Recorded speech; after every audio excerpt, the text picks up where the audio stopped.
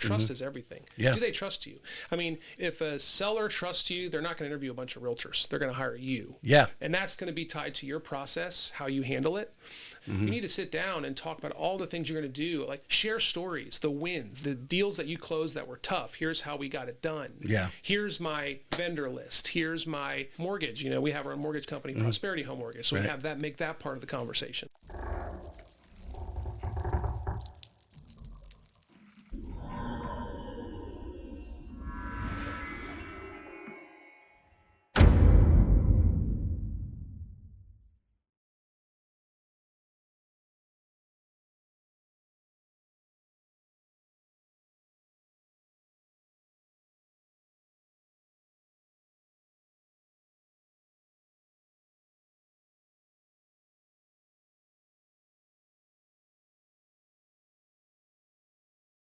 Hey, welcome back to the Real Estate Excellence Podcast. My guest today has nearly 20 years with Berkshire, Hathaway, HomeServices, Florida Network Realty. He is beloved by his agent. Agents he supports, as several guests on the show have simply bragged about him.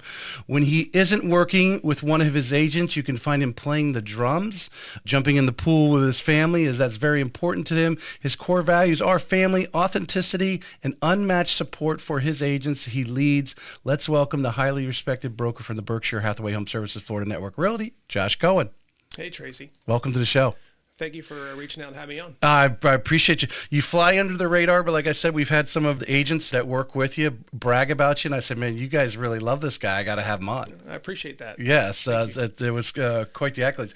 I want to dig in a little bit of your background, through real estate, and then obviously getting into leadership, and then we'll dig into some of the, challenges of today. Sure. And of course, you've been in it 20 years, so you've dealt with multiple challenges, as I've been in this mortgage business 19 years. Okay. So we all went through the 6, 7, 8, 9, 10, time frame and having to work through that. And now, we've kind of got a little spin of that. I don't think it's as bad today as it was then, because we're still moving houses. It's not foreclosures and doom and gloom and all that house price drive. So yeah. Well, I sold a lot of homes during that time period because I was one of those REO agents for a while. So yeah. I did a lot of that. Well, that's so interesting, because many of the successful agents that I've had on that have, been through that time period, they all adapted quickly to that. Yeah. Yeah. 100%. No, I was kind of the agent that became the short sale expert by default, and I was working out of the Berkshire Ponte Vedra office, and I had so many agents that were getting these short sale listings, and they were like, Josh, what's this short sale thing? You've closed a couple of them. Can you co-list it with me and help me out? Right. So I was helping them through a lot of them. And then, with all that, I ended up kind of doing a lot of BPOs and helping a lot of outsourcers and lenders with their distressed properties, and then started eventually listing those properties and helping the company with that as well. Isn't it amazing how, if you're just getting out and understanding what's in front of you, you dove into it, it sounds like. It didn't, I'm sure it was like, oh my God, what am I getting into? But you drove through it, right? And because you were on the cutting edge, you were then considered an expert. But really, is anybody really an expert at it? Well, the market's a living, breathing thing, right? And I think good agents will find a way to adapt and thrive in any market condition. And at that time, home prices were plummeting, inventory was rising. You would go into some neighborhoods in town, like a Marsh Landing Country Club, there'd be like 20 months of inventory. Wow. So, it was a very different market back then. But yeah, the bank-owned properties, maintaining them, making sure the grass was cut, the bills, the utilities were paid. I did that, and then eventually sold the property. And, talk about multiple offers, during COVID, there were so many multiple offer situations. Back then, we'd have 30, 40 offers on properties. Because they felt the value drop so much, it was a steal. But absolutely. then getting one of those offers approved by the bank who owned it. Yeah. And having to make sure that you present every one of those offers clearly and transparently. And there's, it was a lot of work. I had a team basically before team was a thing. But it was a lot of fun, and I learned a lot, so I enjoyed that. There's something out there. I've been talking with people recently. They use the analogy or comparison of this situation today to back then, and that is we have so many loans that are sub 4% out there. People are, not moving because of that, where I think we went for years there. People were like, oh, the interest rate's 3.5%. And they were just moving neighborhoods and that sort of thing. And now they're like, I've got a 3% loan. Now I'm not going to go and buy a new house and take on twice the percent and even a higher price point, even though they have equity in their home when they sell it. But the Assumable loan area. And I'm kind of throwing this out there because we're kind of on this topic to see if you've had any experience recently with it. But these VAs and FHA loans that are out there, these servicers that are servicing are in charge of them. If someone wants to assume it, that's who's in charge, not a loan officer like me. Right. They're in charge of that. And these servicers are going to start to catch on and get better at it as they did in the REO property exchange. Yes. Yeah. They should.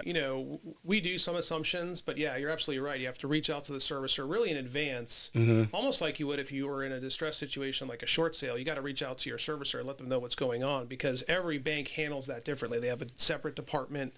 They don't always talk well together. So you really want to, reach out. And if you're an agent negotiating a deal on an assumption, you really want to have a strong loan approval period, generally 60 days, sometimes longer. Every now and then you'll have one that closes in less than 30 days, but it takes a while to do an assumption. Yeah. And they're slowly coming back. But well, yeah. I have been enlightened, and I'd gladly introduce this to help you. There's a gentleman, Stacy Blair. He owns a company called Point Right. And what they're doing, his experience is working in the operations department in these service areas. Obviously, his experience is they know they only maybe have a couple people working in there, and they probably only did it part-time because no one was assuming loans before. Now it's becoming more. So he is actually working because of the reason why it takes so long is because the paperwork that the seller has to fill out, the buyer has to get approved, and there's this whole thing. I like to use the analogy. It's like paying that company, get your passport done real quick. He kind of facilitates the whole thing. He facilitates it because he knows what paperwork needs, where signatures are needed. So hopefully expediting some of these more like 30 to 45 days versus 90 or more days that they say. I do want to take just a moment to get my sponsor in here. Absolutely. Remy Realty, as you got anyone watching the show, there's Remy Graphics. And she does this nice logo. Josh has got one of these in his bag there. They will do one-offs. So you want to personalize this for a buyer. You don't have to order a dozen of them. You can order one or two. And she does other laser engraved products. She just does these mugs for me. Go to remygraphics.com, and see the other products there. But like I said, they're local here in Nassau County. And like I said, you can get them, probably within just a few days if she's got the items in stock. Remy Graphics, if you're watching, if you want to do a lunch and learn in the office, just reach out. Okay, well, I'll let her know. We'll have some fun today, Tracy. Yeah, for sure. Yeah. I'd like to kick off the show, give everyone a little background on you. Where are you from? I'm originally from the Northern Virginia area, right outside Washington, D.C. Oh, I've treaded that path. I lived in Centerville for most of the 90s, yeah. Okay. Yeah, I grew up in Annandale, went to Falls Church High School, and moved to Florida in 2001 into Jacksonville. So I still have friends up there, enjoy visiting. Florida's now my home. Yeah. Yeah, my aunt's lived in Springfield since the early 60s. When Jefferson Science and Tech went to a magnet school, if you would call it that she opened that as the magnet school as biology, but obviously she's now retired. But yeah. It's a beautiful area. I miss it sometimes. I miss the seasons and the snow. And that's, some of that. Yeah. Well, what's so great about Northern Virginia, it's not that long. You can get to the beach, you can get to the mountains, and just a very short ride. You get up into Pennsylvania, Gettysburg, whatever. You've got Williamsburg.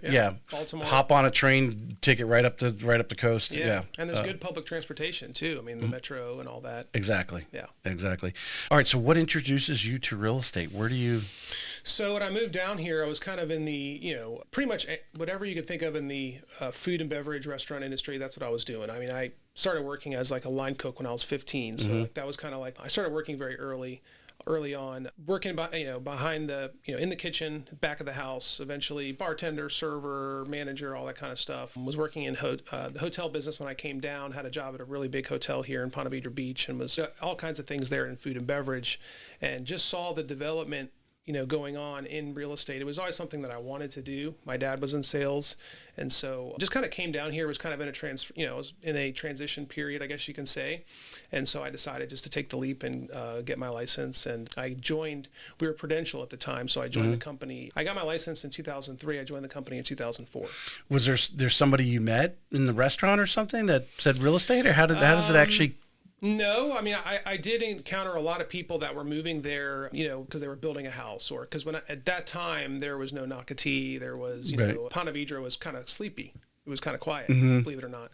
So it was just, I always wanted to get into sales. I enjoyed relationships and people, and I was doing really well in the restaurant business, but wanted to do something different. And I was living in Ponte Vedra Beach at the time. So I just took the leap and, got into business and really just embraced it. So that first year, were you still kind of doing some work in the restaurant to get some cash flow? And how do you break into the business? So I worked at nights, basically. Like I was waiting tables in a fine dining restaurant, and believe it or not, I actually, use that to my benefit. I sold several properties to some pretty wealthy clients that were there. Right. And I was doing really well. I worked in this kind of fancy steak restaurant, and expensive bottles of wine and all that. And so, but I was, working floor during the day. Doing open houses on the weekends, really trying to get my business off the ground. And my goal was to bridge the gap, to eventually say goodbye to the restaurant business and eventually get into real estate full time. So, all right. So we're talking 20 years ago. Social media doesn't exist at this point.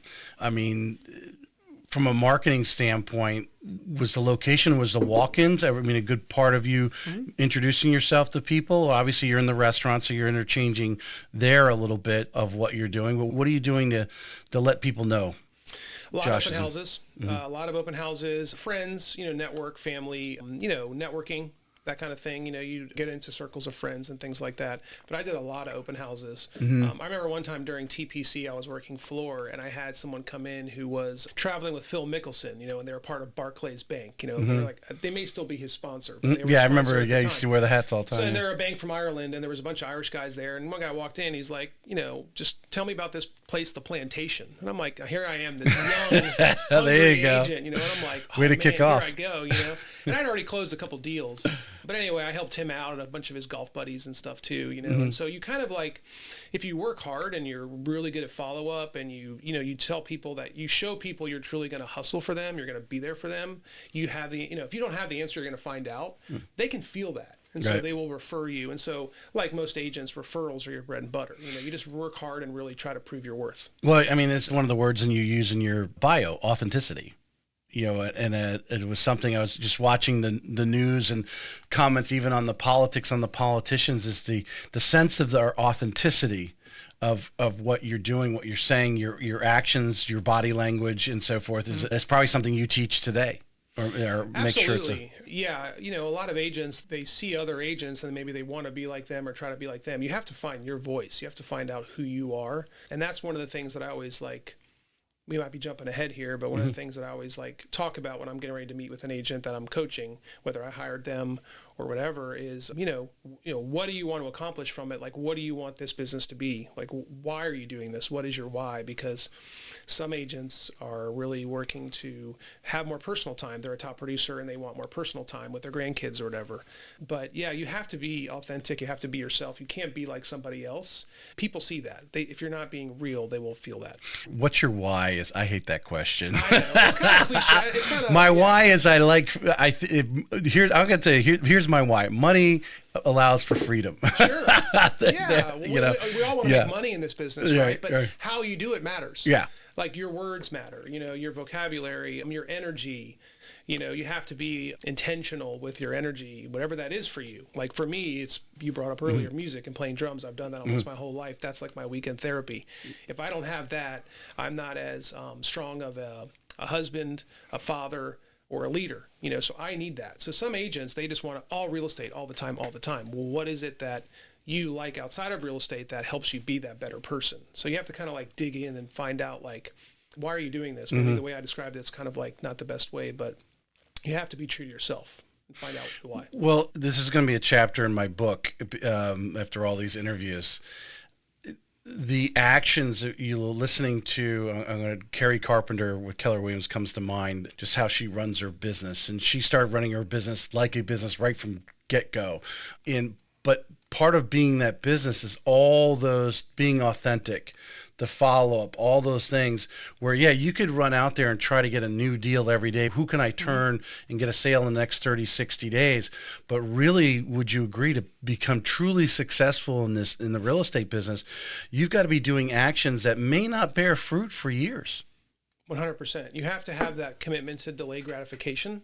In real estate, it takes time. You have to work at people's pace. You could chase those cold leads, working expired listings, working for sale by owners, cold calling. We have agents that do that, but it's a supplement. The core of your business is always going to be your relationships. The quality of your business is tied to the quality of your relationships generally. And so there's lots of ways you can do it, but you have to lean in and really just embrace those relationships. So go back to the first year. So where this these golfers part of the first year in the business? Some friends, family, friends of friends, open houses. I converted a lot of, clients, long-term clients to open houses. I actually, my first year, I wasn't scared, right? So I would call for sale by owners. And back then, inventory, we're talking in 04 and then into 05, inventory was starting to rise. I mean, I've been in a couple different market cycles. Right? Yeah. So for sale, there wasn't a lot of marketing. Right now, for sale by owners have all these platforms and Zillow and everything else. Right. But back then, they really didn't have much, a flyer box. Yeah. Sign in the yard. Yeah. So I called a lot of them and I would just be like, look, I know you're trying to sell your house by owner and that's great. But if you ever decide to make a change, and you're interviewing realtors, I'm in the area. I was just showing property at this, couple streets down. I'm here to help you. Here's my marketing plan, by the way, in case you're interested. Things like that. I wouldn't sell them. I would just kind of side coach them. I'm here to help you. Maybe it's an older home and they weren't aware of the lead-based paint disclosure. Or they weren't aware, it's good to have an open house sign-in sheet. It's good to do open houses. Here's why. Have those conversations with them. Right. And I would just kind of follow up. I would have a little spreadsheet and I would just kind of follow up. And that brought me a lot of listings. And sometimes one of those relationships would be 4 or 5 other deals because they referred me. Yeah. What are some tips that you give? You can kind of give an idea of what the for sale by owner market is right now compared to that time. But I think how agents, like how you approached it, did you have someone that mentored you on that? Or is this something that kind of came naturally with your demeanor on how to softly approach? So we have a lot of training and support for agents, right? At the time, we had a training program called the Incubator is what it was called. And so part of that training was, prospecting and for sale by owners. And so most agents don't do that because it's not fun. It takes a long time. You have to have that commitment to delay gratification. So I just kind of put myself out there. Take risks, essentially, right? I mean, most agents don't do some of those things because it's uncomfortable. And so I learned very early on in this business, okay, this business is pretty uncomfortable all the time. So I'm going to find a way to just be uncomfortable and still make it happen. So, because I think your first, I'm not calling it the first year, but when you no longer feel you're a rookie, you're now moving on and you've got some, swagger because you've got some deals under your belt. So whether that's 1 year, 2 or 3 years, whatever, walk us through what your attitude was through your schedule for the day. Because you're working initially at night, waiting tables. Are you someone who shows up at the office at 7:30 in the morning? What was your? Sometimes, yeah, definitely. Get there early. You want to be. Have a to-do list every day. Have a list of things you want to accomplish. And there's working, in your business, which is the showing property and the scheduling the inspections and all that. Then there's the working on your business, which is all those prospecting things. And I mean, every morning it's one of the things I love about this business is it's like a new day. What are you going to do today? What are you going to accomplish? Are you going to look yourself in the mirror and know that you gave it a 10 effort that day? So for me, that was taking a look at the hot sheet. Are there some properties that expired near where I live? Because at the time I was living in Mandarin, so I've really kind of worked that market quite a bit. I live out in St. Johns County now. I've kind of lived in different parts of Jacksonville, but just really kind of going after making listings a priority. Because if you have the listings, generally you have the buyers as well. They eventually come with it, that spin-off. So I really focused a lot on trying to get listings. Yeah, that was kind of my main focus. Which is the market we're in now. Correct. So you're leading, I would imagine. Buyers are great too. I think a lot of agents are leaving buyers out because they don't want to talk about this buyer agreement thing. So they're kind of like, I'm just going to focus on listings. Okay, great, more buyers for us. Yeah, exactly. It's so common. I didn't even think about it, but that's exactly true. I hear a lot of agents going, I want more listings, which is great. Listers last, right? That's the Holy phrase. Grail. You got all these traps out there, and your job is to sit back and market versus actually going and showing, because there are some buyers that are driving agents crazy right now. Would you agree that deals today versus say 2 years ago, they got a little more fur on them, so to speak? I would say there's a little more intensity out there. Buyers generally, it's more of a reactive process. You're reacting all the time. And for agents that have, families and kids, that's a lot. Yeah. It's weekend time. Whereas as listing, when you're on the listing side, generally it's more of a proactive process. You leverage your time. You could be at the gym and you're responding to, yes, I'm offering buyer broker compensation. Here's the compensation form. Done. Right. Whereas as a buyer's agent, it's more reactive. It takes more time, but you can't leave them out because, man, they need you right now. Yeah. Yeah, no, I agree. The next topic I put on there, challenges. You've obviously you were all the way through a market where you started, it ramped up and got really hot. Then it Absolutely. got really cold very quickly. Yeah, I had some sellers that had a couple houses for sale in the same neighborhood because they were new construction flippers kind of thing. If you remember that, which was dicey. But I had some people that were doing that. But yeah, I wrote it up and then wrote it down. Yeah. Pretty hard. Yeah. So now being in leadership and following these, obviously this past, I don't know if we could say the past year, we knew this settlement was coming through. There were going to be changes, what the changes were going to be. I think, some of the water cooler talk probably wasn't so positive with a lot of agents, where other agents obviously were looking for the glass half full versus half empty. What are you seeing as the biggest challenges right now for real estate agents internally, not necessarily the external things coming from, NAR and doing the buyer broker agreement, but almost like in a psychological standpoint, and you as a leader, how you lead them through that? Well, there's so many things, right? Yeah. There's so many challenges. Every deal is like it's a new chapter in a book. Yeah. You know? Yes. And buyer agreements, I mean, to be honest, Tracy, Berkshire Hathaway, we offer single agency, so we've always used buyer agreements. So that's not new for us. We actually have our own buyer agreement. We know Florida Realtors has their own buyer agreement. We actually have our own, which we've always had. And we've always made that part of our DNA, part of our coaching to our agents. So that's Did you require every agent to do it, or was it optional? Well, you're required to make a written disclosure if you are a single agent, right? Okay. Some agents maybe opted not to be a single agent because maybe it was an investor that they didn't know or something like that. I mean, once you showed the property back in the day without a written agreement, you were perceived as a transaction broker, right? So we had some agents that took that position. That was okay. But this is how we taught it. This is how you're supposed to do it, right? But I mean, gosh, challenges today, there's so many of them. I think for number one, agents need to not let the media kind of bring them down because there's so much bad media out there about this. I think the challenge is being focused. You have to be focused on your relationships, focused on what you're going to do. Good agents are going to find a path forward on every transaction, on every market condition, because markets ebb and flow, right? They're cyclical. And I think right now the challenge is, making sure that you're willing to slow down and have a conversation with the buyer about the expectations, the compensation, the representation, how long it's going to be. It's required now. A lot of agents, I think, didn't do buyer agreements, even though they maybe had them, because they take so much time, but it actually saves time in the long run because you're actually setting the expectations with the buyer. You're having meaningful conversations early on. So I think leaning into these changes and embracing them and not fighting it, that's a big challenge. And that's that thing for a lot of people right now. You just have to lean in and, going back to energy, not be negative about it, because if you're negative about it, you're not going to attract. Right. People don't want to work with negative people. It makes me, just listening to you talk there, when I started my first 8 years were at Quicken Loans, and then I did a few more years in the Loan Depot call center, doing mortgages over the phone. And what we knew, the longer you kept them on the line, the more you were more apt to get the deal, right? And we were doing a lot of refinancing at the time. The more time you talked with them, built the rapport. Would you agree that really agents who haven't been doing buyer broker agreements, this is really actually a great marketing opportunity? Show your value. The more they're engaged, you can tell they want to date you, right? That's been the analogy that's being used. Sure. And really, it's probably going to end up getting more referrals for you on the backside. 100%, Tracy. This takes me to the buyer consultation. You have to have a buyer consultation with the buyer. Now, it can be at Southern Grounds. It could be at Starbucks. It should be at your office if you have a brick and mortar. And I think, during the pandemic and COVID, so many agents were working from home. I don't need an office, that kind of thing. And all that's kind of coming back full circle now, because now you really need to, the best way to explain the process and talk about your buyer agreement, and not just your buyer agreement and the commission side, but all the things you're going to do for them. Like, commissions should be the last thing you talk about. Yeah. You're going to sit down and you're going to talk about, get to know each other, like ask questions, build that relationship. If you don't know them, a lot of times you might know them already or they were referred to you. But I think, like, having those conversations in the office is really important. Setting the expectations, and all that does is deepen the relationship. So therefore, they're going to trust you, because at the end of the day, whether you're working with a seller or a buyer, trust is everything. Yeah. Do they trust you? I mean, if a seller trusts you, they're not going to interview a bunch of realtors. They're going to hire you. Yeah. And that's going to be tied to your process, how you handle it.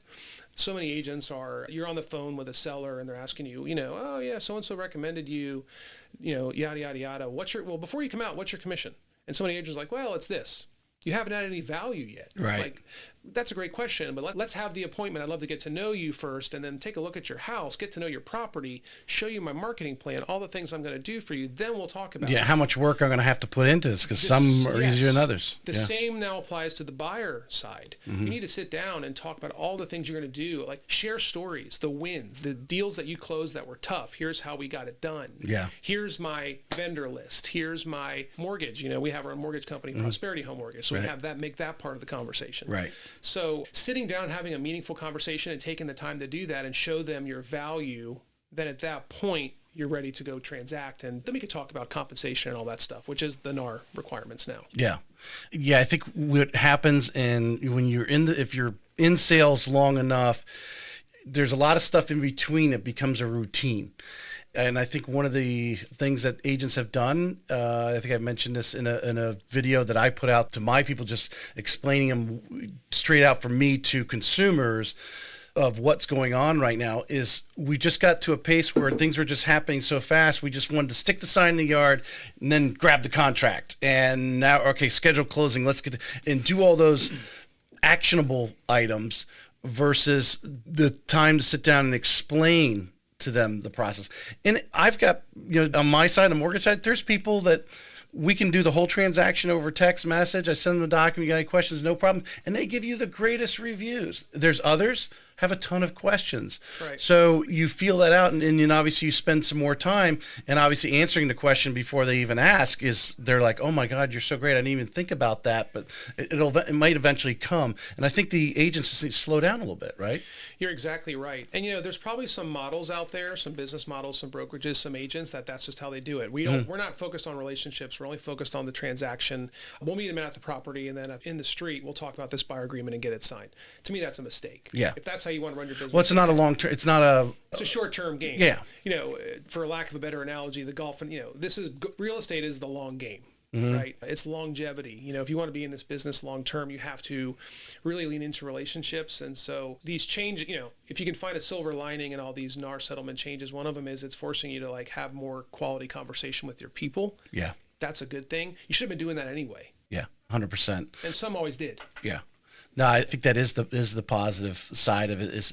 And I think that's why some agents might be getting out, because they're not comfortable with that conversation. I think there's some using her as an excuse. Yeah. They've kind of wanted to get out for a while. Now they're saying that's the reason, but it's a tough business. It's not for everybody, but ultimately at the end of the day, this is the relationship business. It is not just a transaction. Now, if you think it's a transaction and that's how you want to run your business, okay, but it's going to be so much harder for you. It's going to be way more expensive, and you're going to have a lot of deals fall through because you're not explaining things. You don't have a process. Yeah. So you and I know I've dealt with this situation. You just use the term transaction. I get the call, what's your rate, right? They're not asking about, hey, do you have enough employees right now to handle my loan? Right. Because that should be a question to every lender right now. Right. I'm sure you get calls, have gotten calls through 20 years. What is your commission? Or, they quickly go to how fast can you think you could sell it? They kind of put you on the spot right away and not giving you the opportunity, just because they don't understand all those things that a real estate agent's going to do on a transaction. Yeah. They're just looking at the end game. Your coaching agents have for years. What are some ways that you take that person who's kind of asking those transactional questions into understanding the value of, hey, we need to sit down and actually work out some of these things? Yeah, having a process, right? Being intentional. If you're an agent, you really should not, it's always good to have a phone interview with a seller before you're going to meet them, but you always want to ask a seller before you go on that appointment, what are the 3 things you're looking, if you can give me 2 or 3 things, what are you looking for in your realtor? Mm-hmm. Because a lot of times they've had a bad experience in the past. Maybe it's, I want an agent that, is a good communicator, because I always had to ask for updates, like what's going on. Right. So okay, communication is important to them. So I'm going to cater my marketing consultation to communication. That's number 1. Last time my agent didn't do any open houses and didn't do any social media marketing. We've got some agents that are just making waves on social media. So they would make that part of their marketing plan, and they would bring in some reels and some things that they do and walkthrough videos and things like that. So asking those conversations, don't go on the appointment until you do that. Some agents get so excited and they don't ask those questions. So I think staying true to your process, pilots when they're going to fly, if you're just, boarding the most, routine flight, Delta, Jacksonville to Atlanta, there's probably 12 of them a day. Yes. These guys are experienced. They're going to flaps. They're working. Yeah. I mean, they're going to go through all these different things. We're dealing with millions of dollars of people's money. Right. These are assets, and you're not supposed to wing it. What is your process? Right. And the Delta flight may have some turbulence along the way. Next time might not, but someone buys the wrong house that ultimately they move into, and they're in the wrong area of town, and the schools aren't where they want them. Their expectations is much more devastating. You're exactly right. Yeah. Yeah. So be true to your process, I think. That's the coaching. And we have, obviously, I'm going to talk about Berkshire a little bit today, but we have so many playbooks and so many, of course, I think you've had agents on from our company that have talked about Ninja. We've embraced Ninja quite a bit. And Ninja has, a seller process, a buyer process, and we've leaned into that and made that part of our DNA as well. So we have playbooks and we have checklists and all these things that the agents can use to help them. So, great segue into leadership. When do you start to, I think some people, it's like getting into management, right? Oh, I want to be a manager. Like, do you want the headache of that or not? Does Berkshire reach out to you and say, hey, we need you to mentor some people? How does this transition? So I had a team, right? And it was me. I had a couple buyer's agents. I had some property inspectors because from 2009 to 2015, almost into 2016, I mainly did corporate relocation, corporate-owned properties, but my main focus was REO properties. We had some really big accounts. I managed those accounts for several years. 2013, I think I closed I closed 300 deals roughly in 2013. My average sales price was like $70,000. Wow. I was doing a lot of deals. I was doing a lot of cross sales with agents from all over, different brokerages and things like that. But I think in that time period, I had closed 1,300 deals. That's where that was going. But I was doing that. And then, 2016, a lot of these REO accounts were pulling back and they were doing more modifications and things were pulling back a little bit. And that was really what I was focused on. And I was still servicing my business, my sphere as well. And then my wife and I got pregnant. My wife struggled with infertility, and we were kind of on that journey for a while, and then we finally were able to have a baby. Excellent. And so life was changing, and so I was kind of thinking about making a change, and I was actually looking into starting my own brokerage. I was thinking about, I'm going to go out and do my own thing. And the owners of the company. That sounds like more challenge. That's like the kid's coming. Now let's take on some more. Maybe, but I was thinking about the future and building more wealth and really looking out for my family long term. Right. What can I do? I can be an agent. That was on the table. I can go start my own brokerage. And so the leaders of the company, Linda Shear and Christy Budnick, Linda Shear, who started Berkshire or Prudential Network Realty, and which eventually became Berkshire, they kind of tapped me and they were like, we know you're thinking about making a change, but we kind of think you'd be really good as a managing broker for one of our offices. We have one of our managing brokers is going to be retiring soon. And I'm like, I don't want to babysit a bunch of realtors. That's not what I want to do. And really, all I had done is close deals. But I had a lot of relationships there, and I had formed relationships with lots of agents from all different companies because I was doing deals with many of them. And I had agents tell me, you're the one REO guy that answers your phone. Because most of those REO agents never answered their phone. It was only email. We'll get to you when we want to. Exactly. Yeah. Well, if at all. Or everything was only email. So I would actually answer the phone and help them through. Like, it says I need to go to HomePath and make this offer. How do I do that? I would kind of walk them through it and help them out. So anyway, I had these good relationships there, and they were like, we think you should run this office. And I was like, I don't want to do that. So I kind of thought about it. I talked to my wife. We kind of had the conversation, and I was like, all right, maybe this is the next step of my journey. The stability piece of it would be good. Maybe a little more time at home at nights and weekends and things like that. So let's give it a shot. So that's kind of how it started for me. That was 2016. Oh, you mentioned something I think is very important in there to kind of just sidebar for a moment. Relationships with other agents. We hear the horror stories. Generally, people don't mention names because I just leave that out. But there's some agents out there that can be combative. Sure. And, you've been in the business long enough. Explain a little bit of the benefit, because when you say relationships with other agents were good or strong, whatever, how important has that been from your overall career in real estate to make friends with the agents that are even with other brokerages? It's extremely important. I think you may have a buyer for their listing coming up, and so if you have a adversarial relationship with them, How's that going to work out? You know, and it's a shame because as a, managing broker with, over 100 agents that that are a part of my group, I hear it all the time and I see the emails, I see the text messages, they share everything with me. You'll have agents that are trying to put a deal together and then you see what the listing agent is saying to the other agent. And I'm like, man, if their seller knew how they were communicating to our agent who has a buyer for their property, that is a huge disservice. And a lot of times the seller doesn't even know that their agent is being like so adversarial, almost putting up this like these unnecessary barriers that are all about them and their personality and their ego. Yeah. Okay, so I think understanding that ego is a part of our business, and then going back to sales 101, if you're dealing with a power personality, there's a lot of power personalities in real estate. If you have the buyer, you may need to kind of change your personality a little bit and ask the right questions, but make sure that they feel like they're in control, so you can kind of put that deal together. Yeah, I think that's important.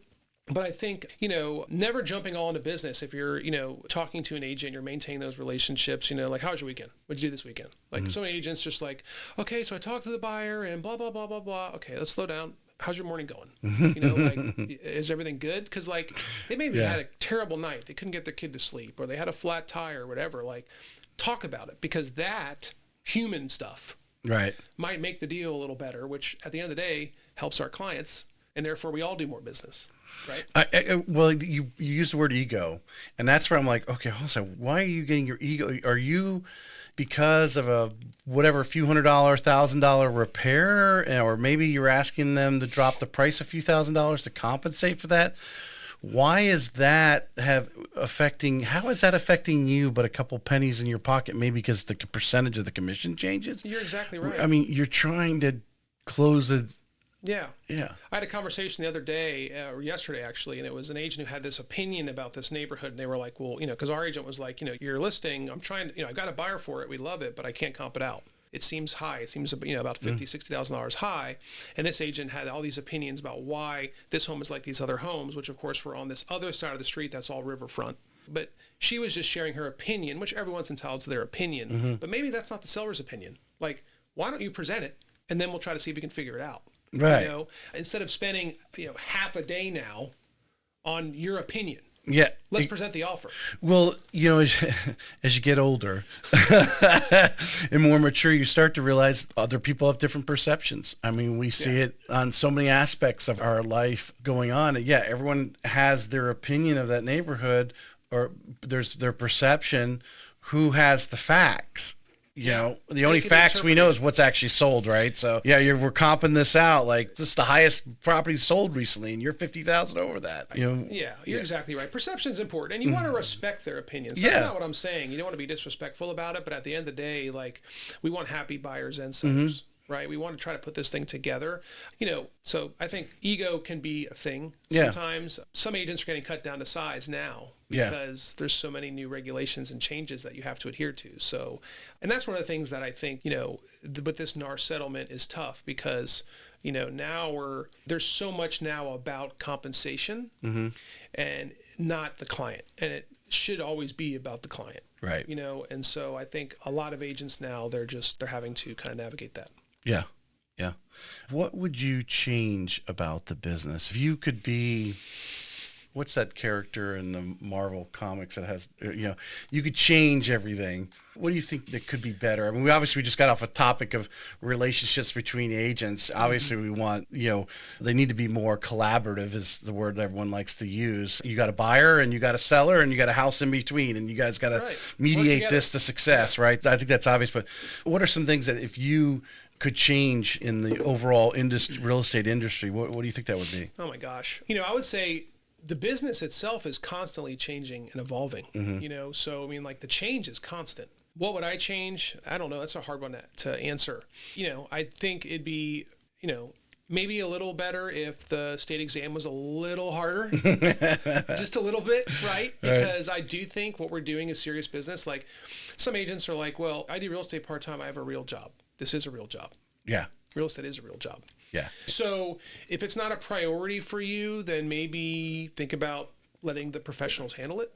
But change is everything in this business. And that's the hard part is, and that kind of goes back, I think maybe to the ego thing a little bit, like there's fixed mindset and there's growth mindset.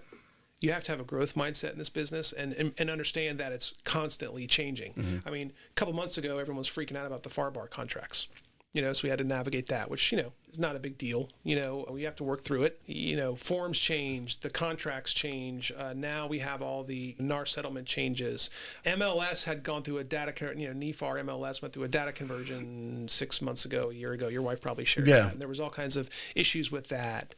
It's always changing. Yeah. So, Well, so one of the guests brought up a very good point, talking about, you were talking about the entry, making the test a little more difficult, is really requiring agents like appraisers have to do so many hours of like an apprenticeship type thing, possibly, to get them up to speed. Because I think, again, my opinion is formed by interviewing over 200, top agents in the area. Some of the reasons why some of these agents fail so quickly, which doesn't do good for the it's one of the black eyes, if you want to call it, for real estate, because so many people do fail or don't renew after 2 years. They may have failed actually in the first 30 days and quit and gave up. But being matched with a great mentor, a great broker, whoever it is, it's going to guide them through those initial challenging times until they get some sales under their belt and moving forward. It's very hard to break into it, especially if you don't have a sphere and you're new to the area. Very difficult. Say goodbye to weekends because you need to be doing open houses pretty much every weekend. Yeah. And then maybe some prospecting, some, working some, cold leads and expireds and for sale by owners and things like that, which might be really uncomfortable. What do you love about the industry the most? Oh my gosh. I love the people that I work with. I'm so grateful for the agents that I work with. I've got some really good people that I work with, and like my style of leadership in the role that I have with my 2 offices, and now I have this regional role that I was promoted to recently, is just like the back of the wolf pack. Like, I don't want to be, because you asked me, like, what would you change? It's a loaded question. It's not up to me what changes. I think we all have these different stories, right? But like, I would say I love the people that I work with. I love our company. I love helping people. I love sharing the agents' testimonials and the wins and sharing their listings on our Instagram page and sharing their videos, the high fives, the ringing the bell, in the office at our sales meetings that we have every week, and we have good turnout for those. I love that every day is kind of like, a reset to some degree. There's always a new challenge. There's always something new. I love that you get to be yourself. That's a great one right there. Because, you're not like working for, obviously our brand is very big, but our agents are not employees, like you need to be you. People are attracted to you. Finding out who they are and then helping them orchestrate that, market that, things like that. That I enjoy. I wrote down it because I saw where you, and actually I was trying to look it up, but there's nowhere on your social media that I saw it somewhere that you got the promotion. It might have been when we first started talking weeks ago. Yeah. And then I don't make a big deal out of that stuff because that's just not who I am. But you're taking on a different challenge. So now you've got an office that you've been going to, I have 2 offices. 2 offices that, you've been working with these people for a period of time, gotten to know them. Now they're asking you to take on how many more agents technically? Well, I'm not taking on more agents. I'm basically, my regional role is helping coach the brokers, because we have some brokers. We had a couple brokers all retire at once. And so we had some new brokers come in, and so kind of helping them and coaching them to help to run their office. All right, so how are you attacking that? Because again, talking to 200 plus agents, I've come to a conclusion: a good broker can make or break an agent. Some need brokers more than others. Some can just do it on their own, no matter who's in leadership. But there's so many agents out there, again, that are falling out. But you being a regional and coaching other leaders, are you trying to create a culture, kind of duplicate what you're doing? No. How are you kind of attacking this initially anyway? I mean, I'm approaching it the same way I would my agents, coaching them to find out like who they are, what's their story, what's their core value, why are they doing this? And then, because that's going to tell the story of their office, and that's going to help them build their office, right? When I first became a broker, I was nervous, of course, and I actually tried to be like other brokers. I was like, he's doing a really good job with recruiting, and his sales meetings are okay, and maybe I should try to be like him. Like, I never really leaned into my authenticity, and it's because I was so worried. Like, what if they don't like me? What if people leave? Imposter syndrome, right? Is that what it's called? Right. Yeah. So finally, I was like, all right, screw it. I'm going to be myself, and if an agent leaves, oh well.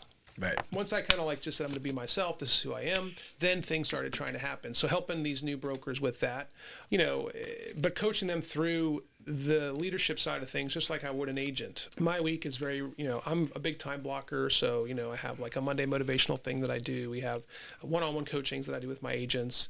I time block those activities and I try to coach them to do some time blocking, to be intentional, because, a good broker or a good agent, it's kind of a very similar thing. They're aligned in a way. Like if this business, you have to run it like a business. Mm-hmm. You have to be intentional. A lot of agents bounce around from transaction to transaction. They're on accident.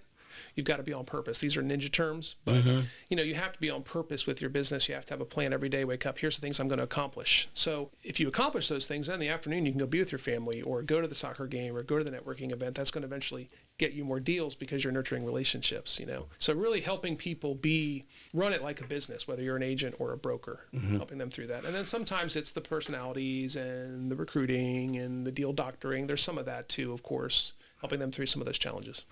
What is something you're doing today? Maybe something you're, hopefully you think that these new brokers, if they're not already doing it, maybe something that's made you successful that you took from another broker. You're like, wow, I really like that. I'm going to do it. And then so many things, I think making the sales meeting like a thing, making it good enough where agents want to show up. Value. Yeah. Adding value. In my two offices, we do a hybrid meeting. We do in-person and Zoom. I do both. Not because agents don't want to come in the office, but I've got a lot of top producers like, Josh, I love you, but man, when you started doing that Zoom thing during COVID, I really like that. And I'm like, I want to make sure that if they're going to yoga or they're going to show property or whatever, they can still pitch their new listing. So I want to make sure they can chime into the meeting. Mm-hmm. But, making the sales meetings of value, always sending out a recap of your sales meeting, that day, letting them know what the agenda is in advance. Not like, hey, we're having a sales meeting on Tuesday. Everyone should show up. Well, what are you talking about?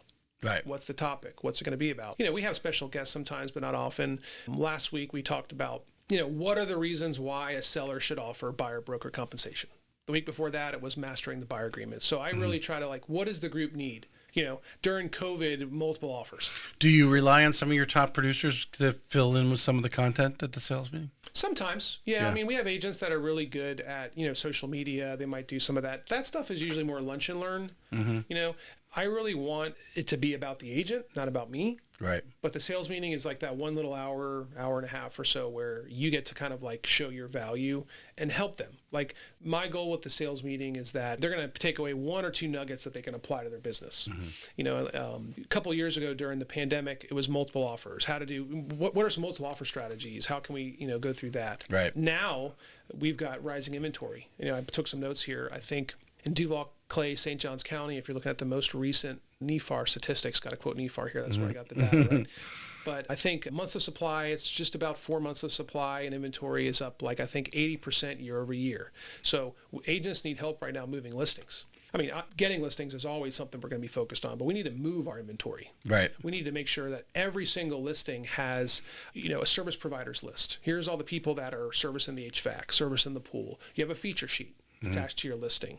Making sure, of course, there's nothing about compensation in your listing, talking about that too. Yeah. But, trying to understand the energy, the flow of what's going on, what's the pulse of the office, what do the agents need right now, what do they need help with? If it's when rates went up 2 years ago and the business kind of slowed down right around the holidays, it got really sluggish. Okay, we need to make sure that everyone's in flow and they're doing open houses and they're visible in between their deals, social media. So then I would bring an agent in to do something about Instagram because I need to get some agents out there doing video because they're maybe taking a little bit of a back seat because it's a little sluggish right now. So the understanding that it's kind of a living, breathing thing. What do we need right now? It's like a wavelength almost. Yeah.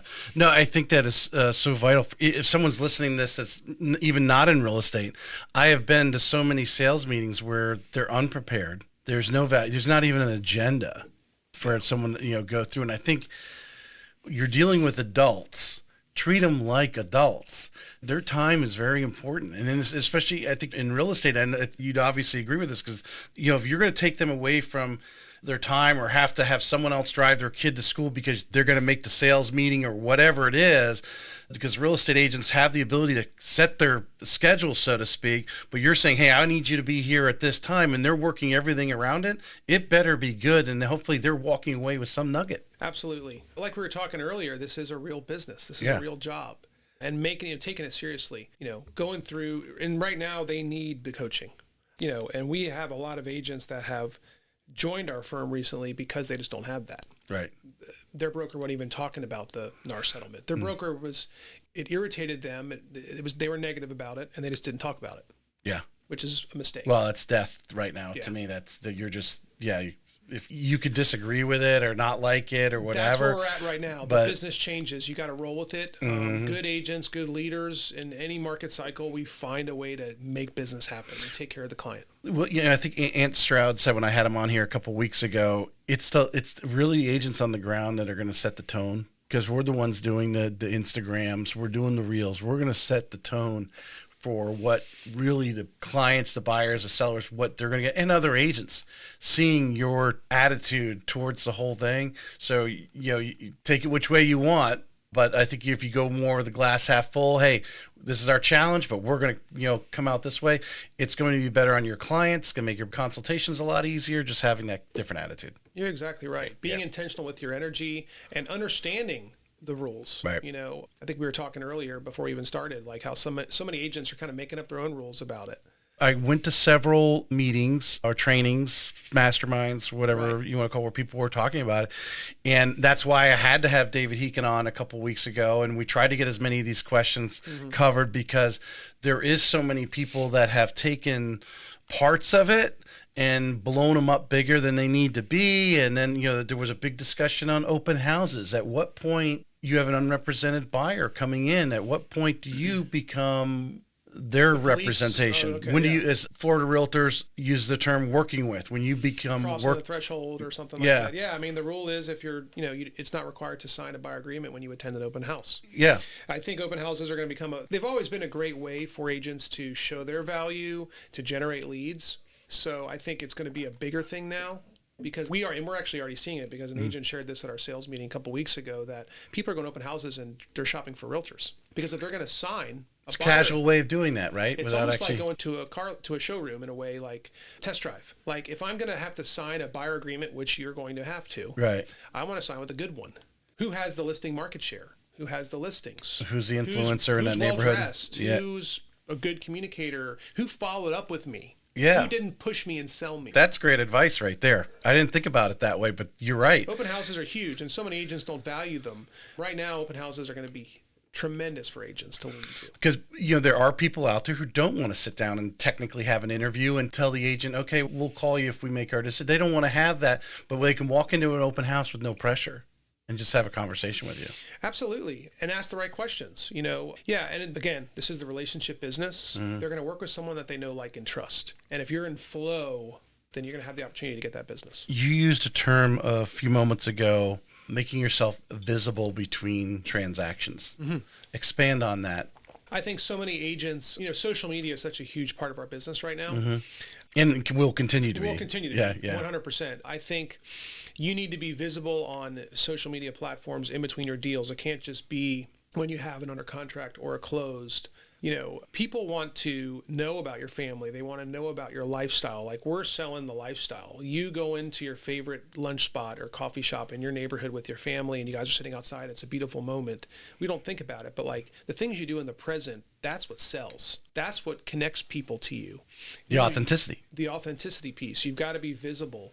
And, if agents ever get in a rut, we have really strong listing market share, and our agents are so willing to share them. Like, please post it, share it. You can share another agent's listing and talk about it. Go out there and do a preview and do a video about it. And maybe you're having a slow month. You can put that content out there in between your deals, which will help you grow your business. Might be a conversation you have on the weekend. Hey, I saw you were in...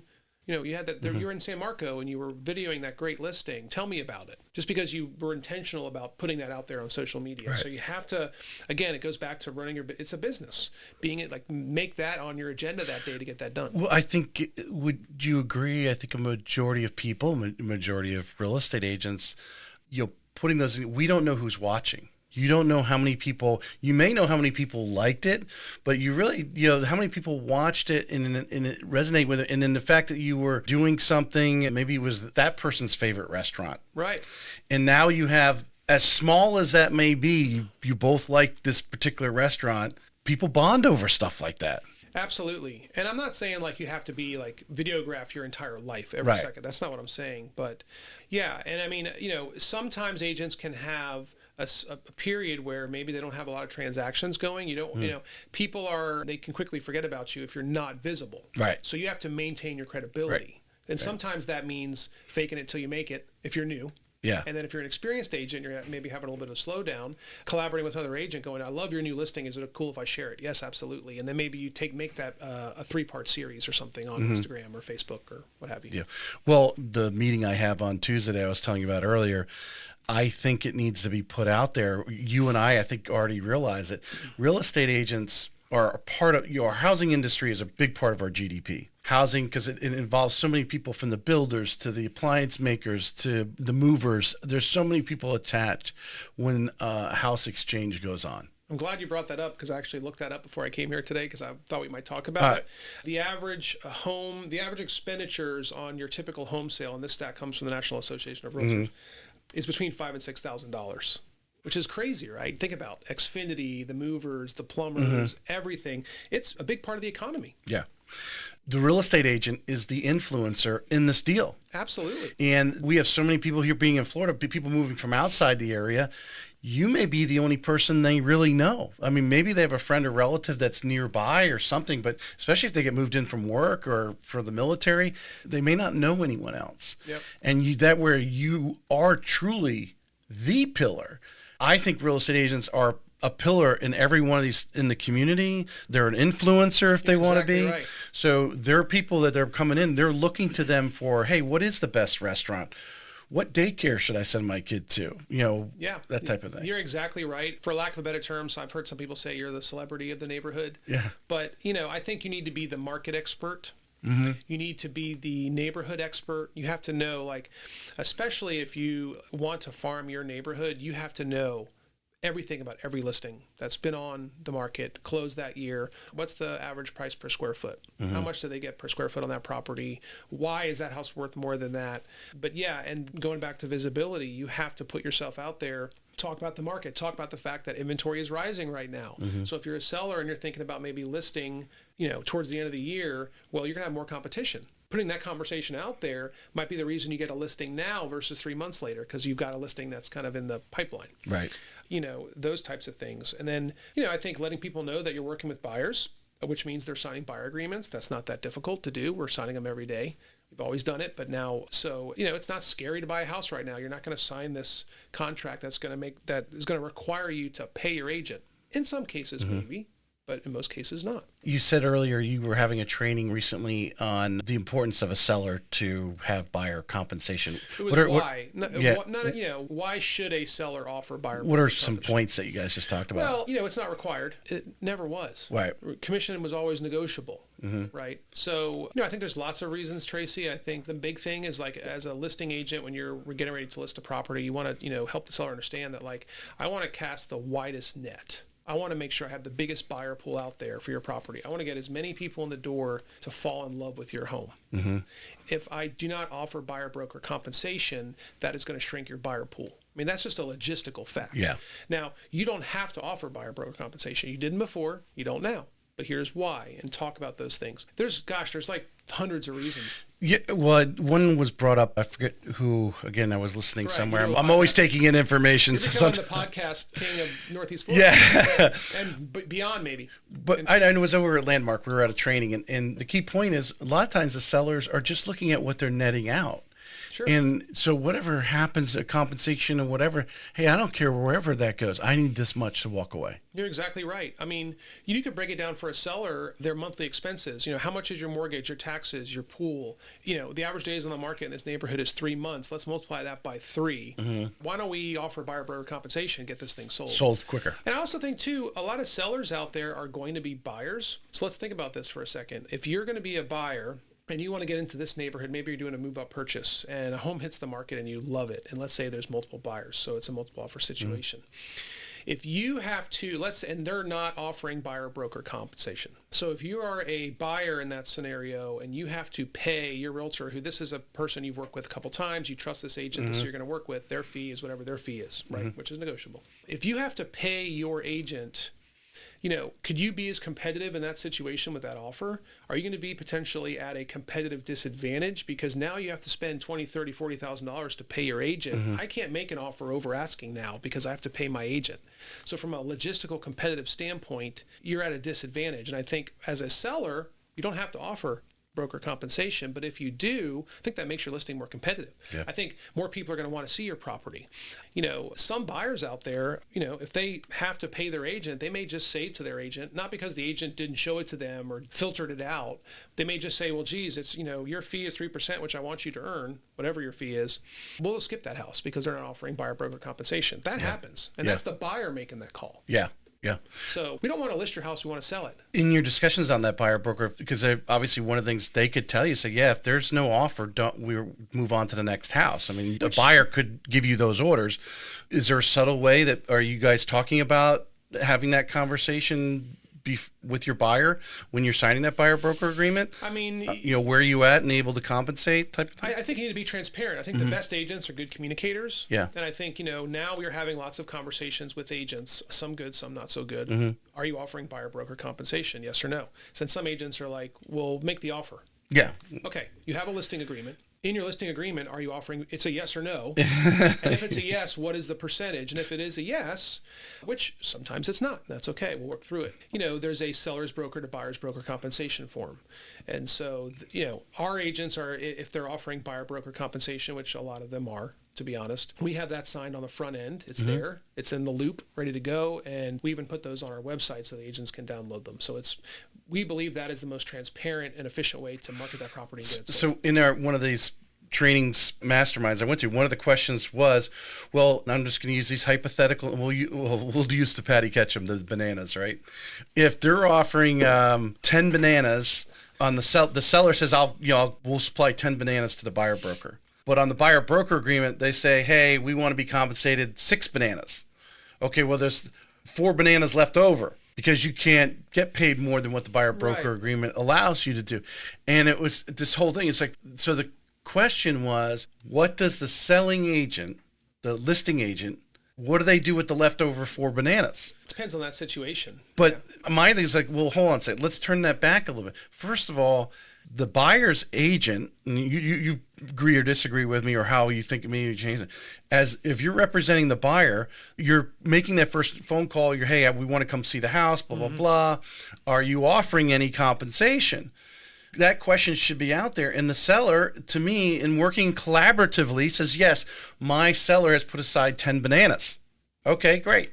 I'm good with that. Yeah. Maybe they really like 15 bananas, but 10, they're willing to accept that. Move on and get on with it. Yeah. I mean, commission is negotiable, right? I mean, if the seller is not, and that's in bold in all of our agreements now, commission is negotiable and not set by law, which it never was. Okay. But, I think if a seller is not offering buyer broker compensation, that's okay. But don't shoot the messenger, because we're going to get offers on your property, and guess what's going to be with the offer in most cases? Yeah. A seller to buyer's broker compensation agreement, because the agent's going to ask you to pay. Yeah. We have a buyer agreement, we have our fee, and then we have the fee that, the buyer would pay if, they were going to be the ones, paying for it. And we're very transparent about it. That's always how we've done it. So that's not been new to us. And because we have really strong listing market share, and, let's be honest, we're not the, cheapest option out there. There's always been flat fee brokers and all those things. They've always been there. When I got in the business 21 years ago, they were there. Yeah. Yeah. And some sellers decide to go that route. That's okay. That's fine. They probably don't. I wonder what their actual capture rate, what they're using them the second time on some of those. Yeah, I don't know. I mean, it depends. Because you would think everyone would be feeling they're going to take over the market because they're only doing it for 1% or whatever, right? Yeah, I mean, I think if the seller believes in you, they see that you market your properties, they see that you're good at follow up. You had a process when you showed up. You asked the right questions. You asked them what they were looking for in their realtor. You showed up. You had a professional plan. Not that you sat there and did like a presentation, but you had a consultation with them. You didn't just email them comps and then a listing agreement and then show up with a photographer. Like, you actually put in the work. They're going to pay your fee because they believe in your value, and that fee is negotiable. All right, I want to finish up, just give some current things that you're doing from coaching the agents, individual agents that are coming to you with some different challenges. Maybe you could think of a few people whether you're dealing with them right now, but just recently, maybe the last 6 months, that they came to you with some challenges, and then what advice or coaching did you give them, and hopefully got a positive response? Sure. So I always want to find out from the agent, what are 2 or 3 things in the next 12 months that you want, like in your business? How do you want to grow? Are many of them coming to you, or are you doing regular meetings that uncover some of these things? And you're like, hey, sure, I can help you. Let's do this. So for, the agents that I hire, one-on-one coaching is something I offer as a broker. I allocate, because I'm a non-competing broker. So I don't sell. There are brokers out there that sell. I don't. I haven't, sold since 2016. And so my main focus is helping the agents, supporting the agents, growing the office, things like that. So very early on in the conversation, generally at our interview, when they're researching, brokerages and taking a look at Berkshire Hathaway and interviewing me, and I'm interviewing them, we're talking about coaching. And it's something that I offer. And generally, a new agent, we have a robust development program for new agents. Once they get through that training, which is about 30 days or 3 days a week, then they'll start one-on-one coaching with me, because they have to learn the basics. They have to know how to set up a loop, fill out the contract. I do it sometimes, but it's difficult for me to sit there for an hour and walk them through a beginner thing. We have staff that helps them do that. So let's get the basics. I assume down. You modify this to the level of experience of agent that's coming Correct. over. Yeah. Top producing agents, some prefer the group thing, but most of them are better in one-on-one coaching because they're all different. Every single agent has to be coached differently. You have agents out there that, newer agents sometimes they struggle with confidence. We know they struggle with competence because there's a lot they don't know. Some are really confident and ready to go, and I've coached some agents to be rookie of the year, for a company, which is always awesome. So kind of understanding, I have to get to know them and understand who they are and what they want their business to be. Then I can coach them. It's almost like, you can't treat something before a diagnosis. You have to figure, that's malpractice, right? You have to figure out, what is their pain? If it's an experienced agent that I recruited from another brokerage, if we've come that far and they've signed with us, I know what their pain is because they've told me. Right. So we're going to start coaching on that and get them back on track. Do you find a lot of the agents, even ones coming from other brokerages, they don't know what they don't know, but sometimes don't know actually what they need, because everyone does this business differently. Berkshire Hathaway is doing it different than the other brokerage, but every agent that you have is also doing their business, gets their business from different places and so forth. How do you draw that out of them, what they truly need? You got to ask questions. You got to show them that you care. Some agents, I have a lot of top producers in my offices, right? We've got some really strong producers, and some of them may not be the most coachable. Not because that's a bad thing, because that's just who they are. Right. Their power personality. So how do I coach them?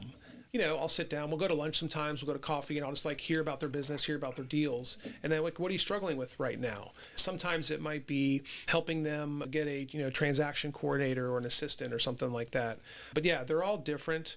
You have to ask the questions. Noticing their business. So I'm always all over our listing inventory. And when someone gets a new listing, whether it's a new agent or an experienced agent, I'm going to share it in some way on our Instagram, on Facebook, or whatever. I'm going to throw them shout outs in the office. We celebrate our agents monthly. We do monthly awards. And so, if a top producer had a really good month, we're going to celebrate that. I'm going to ask that agent, well, how'd you get there that month? What was going on that month where you closed $6 million? Right. Can we talk? Or did you do something 90 days ago that caused this? How'd that happen? And then I can share that with the group. Then the new agents are going to eat that up. And then that agent that maybe isn't as coachable but needs that lift, they feel that you're paying attention to them, that you're appreciating them, offering them. When I find out a new great thing, like we've got this new great resource that we're rolling out, and maybe it's not rolled out to the other agents yet, I'll go, hey, check this out. This is coming.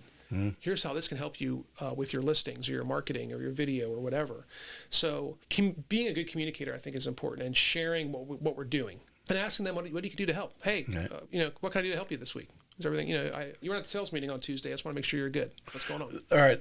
So you've been coaching agents for a long time. What was your greatest coaching challenge? If someone came with you with something and you just literally brought them out of the weeds. You've had to have done that to several people by now. Yeah. Man, there's a lot of win stories there. Yeah. And I'm just not the kind of guy that toots his own horn. That's not my thing. Right. But you're happy for them that you were able to be part of that journey. Because I want someone to resonate. Someone that's out there right now is in the weeds, and I want, if you could share some. So a couple things. I think helping them understand that we manage the process of these transactions, but we don't control the outcome. And so many agents, if a deal falls through and they're like wrapped up in that deal, and God forbid they need that deal to close to like pay their mortgage or something, but they can take on all that emotional stress on themselves, and they're so depressed, and they're crying, and they're in their sweatpants all day, come in the office at 5 p.m., to print something. I'm like, so helping them understand that like this business is hard. A lot of what we do is dealing with other personalities, and understanding that you cannot control other people. You cannot change the way they feel. You can just help them. If they're a power personality, you have to kind of lay it out for them so they can make the decision. Don't tell them what you think they should do. You're going to butt heads. There's a lot of wins because Berkshire Hathaway, we're a really big brand, and people expect the best from us. So we have the highest average sales price in Northeast Florida. We have really strong market share. In fact, I've got those numbers too if you want them. 831 million closed year to date. Through July, which is number one in Duval, Clay, St. Johns County. So when people hire us, they expect the best. Right. So helping people get those deals to the closing table and navigating tough personalities is something that I do a lot. There's a lot of wins there. I mean, we do some deal doctoring, and I get pulled into transactions, and sometimes it's like, all right, let's get the client on a conference call. Let's talk about it. Yeah. And I can help them, explain the contract. Because there's a lot of anxiety. I mean, you and I can have that conversation pretty easily. We just bite the bullet and do it. There's others that have a lot of anxiety over that. You're exactly right. The client has anxiety. Managing anxiety is a big part of our job, not only with the client, but also ourselves. And clients can feel that if you're anxious, and that's that's a natural emotion. Like, it's okay to be vulnerable and be like, man, I'm really scared about this opportunity. Like, help me with it. So helping them get that. Ultimately, like when an agent comes to me and they're competing for a listing and they really want it, and I help them with the pricing, I help them with the marketing proposal. We sit down, we block an hour, we get it done. They go on there, they go, I got the listing. Yeah. And we're high-fiving. That's an awesome feeling. Yeah. I love that. Because at the end of the day, we talked about this, listings are great, right? Helping buyers get to the closing table. We share a lot of wins and gratitudes in our office too, at our sales meetings. And sometimes it's, my granddaughter was born this weekend and celebrating that. But from a coaching standpoint, it's such a moving target. Yeah. So it's really hard to answer that, but I just enjoy, helping them get to that next level in their business. And, for a lot of agents right now, it's maintaining a vibrant business. We analyze the market. We analyze the market share from the company level. We also analyze the business of our agents. We have different, programs that we use. And I might tell an agent, look, like, I've noticed your business is kind of doing this. We need more of that steady. So what can we do to do that? And then coaching them to that place where their business is more steady. Right. Which relieves a lot of anxiety. Yes. Yeah. 100%. So a lot of win stories there. Yeah. I am done with Mike. Is there anything you'd like to add that we haven't talked about? I don't think so. I appreciate it. We've been going about almost an hour and 20 minutes. Yeah, we got a lot in there. There was Anything a lot. Else you want to ask? Yeah, no, I mean, we could probably go on for a couple hours. Because I could always, because we could sit here and really dig in. But I think anyone listening at this point, I mean, Josh, you have a track record. I think you have the conversation we have really got across what your ideology is, and there's many great agents coming out of your office. Several of them were bragging about you. Call those agents. Ask them, what's Josh all about, and then go and have a meeting with you. I think that having like you said, a lot of them need that coaching, and a lot of these brokers aren't engaged enough. Although you haven't been producing, you're in the grind with them. I get in the in the dirt, in the mud with them, because I care, because I want to. And I don't think you'd be successful if you weren't. You have to be. I think some people are like, oh, it's a competing broker. Okay, well, at least he's still taking deals. And I know some non-competing brokers that are very involved, whether they're involved and they're bringing information back, they're involved in EFAR, where they're very involved in the real estate business and to stay cutting edge. There's other brokers, I know, like I said, I got a management job now, I can kick back, I don't have to sell anymore. Well, no, now you have to sell the people that you're leading. You have to sell them all the time. Yeah. One thing I've noticed about real estate, early on is it's like there's so many different shapes and sizes, so many different models out there. And it's not that they're bad or good, there's just different models. Yeah. And so, I think, this has been a really good conversation. I appreciate you reaching out and having me on. I appreciate you. Thank you. This may be it for today's episode of Real Estate Excellence, but we both know your pursuit of excellence doesn't stop here. To connect with the best of the best and really take your skills to the next level, join our community by visiting TracyHayesPodcast.com, where you'll meet more like-minded individuals looking to expand their inner circle and their personal experience. That's available at TracyHayesPodcast.com.